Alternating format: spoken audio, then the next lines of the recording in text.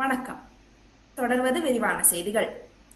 Oman நாட்டு தலைநகர் மஸ்கட்டுக்கு சென்னையில் இருந்து நேரடி விமான சேவையை இதுவரையில் ஓமன் ஏர்லைன்ஸ் விமான நிறுவனம் மட்டுமே நடத்தி வந்தது.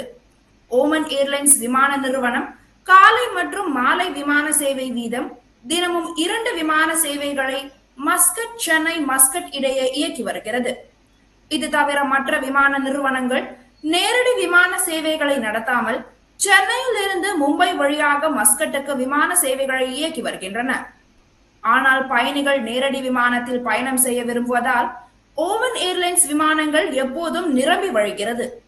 அதில் டிக்கெட் கிடைப்பது கடினமாக இருந்தது.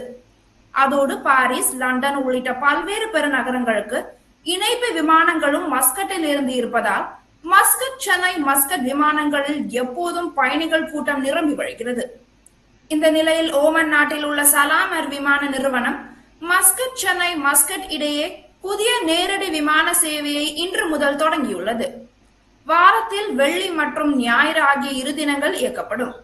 இந்த சலாம் ஏர் விமானம் மஸ்கட்டில் இருந்து புறப்பட்டு அதிகாலை 4:15 மணிக்கு சென்னை சர்வதேச விமான நிலையம் வந்துவிட்டு மீண்டும் சென்னை இருந்து அதிகாலை 5 மணிக்கு மஸ்கட் புறப்பட்டு செல்கிறது. ஆதி திராவிட மக்களின் நலன் காப்பதில் தமிழ்நாடு முன்னணி மாநிலமாக விளங்குகிறது என்று தமிழக அரசு தெரிவித்துள்ளது.